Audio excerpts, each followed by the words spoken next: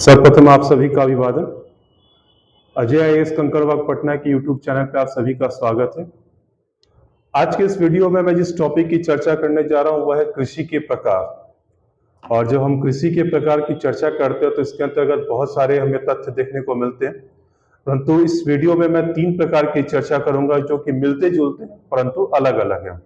इसमें सबसे पहला आता है संयुक्त कृषि, दूसरा आता है सहकारी खेती और तीसरा आता है सामूहिक कृषि।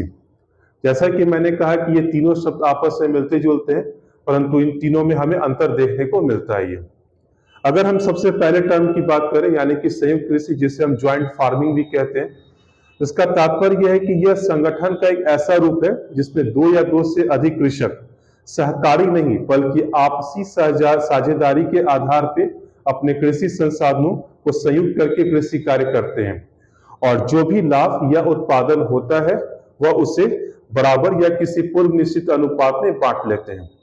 दूसरी तरफ अगर हम सहकारी खेती यानी कि कोऑपरेटिव फार्मिंग की बात करें तो सहकारी खेती से तात्पर्य ऐसी कृषि व्यवस्था से जिसके अंतर्गत एक गांव के किसान अपनी भूमि को एकत्रित करते हैं और उसे बड़े बड़े जोत का आकार देते हैं और ऐसे बड़े बड़े जोत पर कृषि जो होती है वह सहकारी यानी कि सहयोग पर आधारित व्यवस्था के आधार पर की जाती है और इसके प्रबंध के लिए एक कृषक समिति का गठन किया जाता है।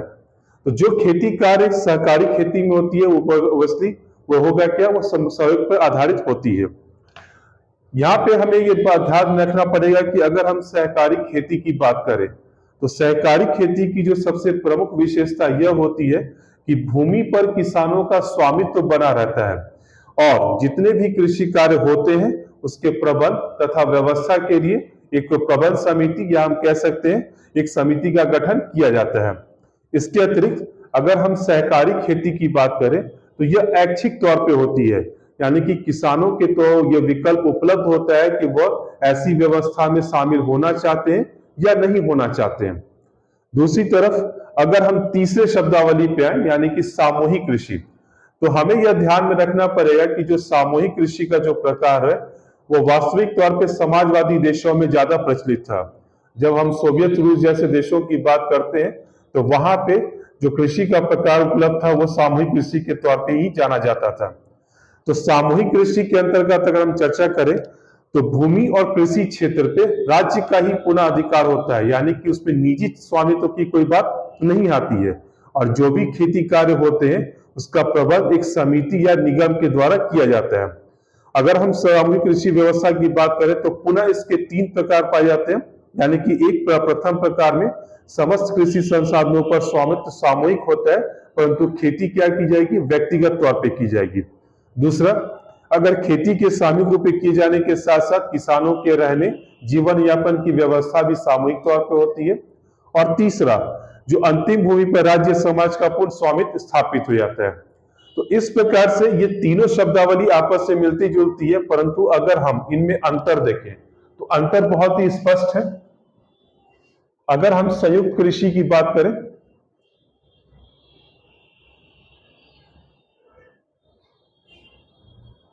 तो यहां पे हमें ध्यान में रखना पड़ेगा कि जो खेती कार्य किया गया संयुक्त कृषि के अंतर्गत उसमें आपसी साझेदारी की बात होती है। आपसी साझेदारी, यहां पे कोई भी सामूहिकता या सहयोग की बात नहीं होती है।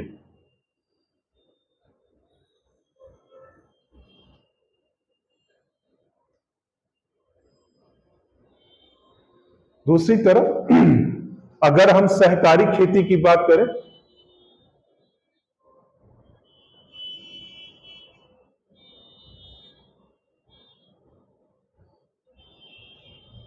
तो यह व्यवस्था क्या है, सहयोग पर आधारित।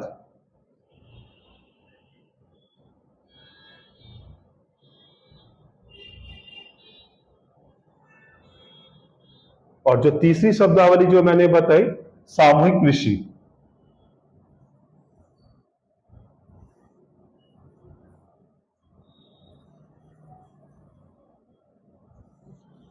तो सामूहिक कृषि के अंतर्गत क्या होगा, यानी कि यहाँ पे जितनी भी समस्त कृषि भूमि है उसका स्वामित्व तो राज्य का होता है।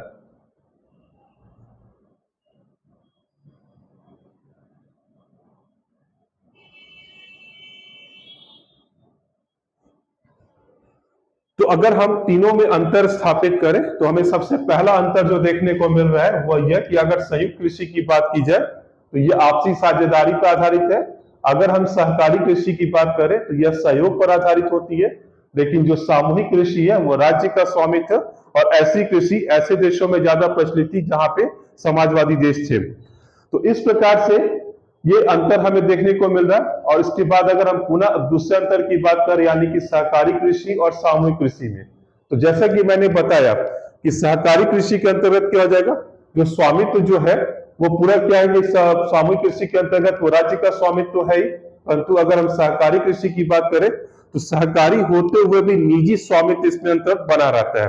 दूसरी बात, अगर हम सहकारी कृषि की बात करें तो इसमें अनिवार्यता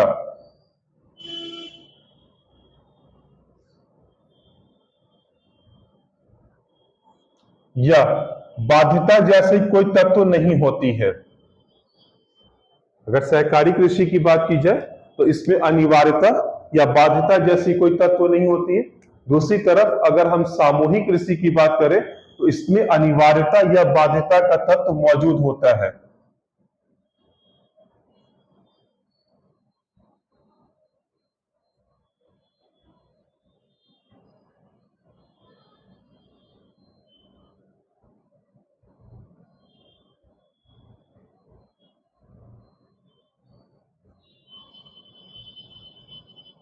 इसका कारण यह है क्योंकि जो भी कृषि कार्य हो रहे हैं वो राज्य के स्वामित्व के अंतर्गत होते हैं।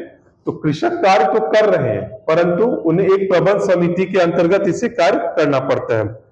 अगर हम सहकारी कृषि की बात करें तो यहां पे यह जरूरी नहीं है कि वह किसी प्रबंध समिति के अंतर्गत कार्य करेंगे, परंतु अगर हम सामूहिक कृषि की बात करते हैं चूंकि जो राज्य व्यवस्था के अंतर्गत है तो यहाँ पे यह तय है कि जब भी कार्य होगा तो एक समिति के अंतर्गत ही कार्य होगा और समिति के निर्देशों को सारे श्रमिकों को या किसानों को मानना पड़ेगा।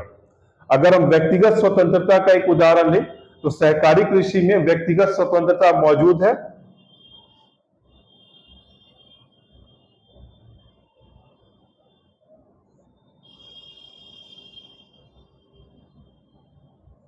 जबकि अगर हम सामूहिक कृषि की बात करें तो व्यक्तिगत स्वतंत्रता का अभाव देखने को मिलता है।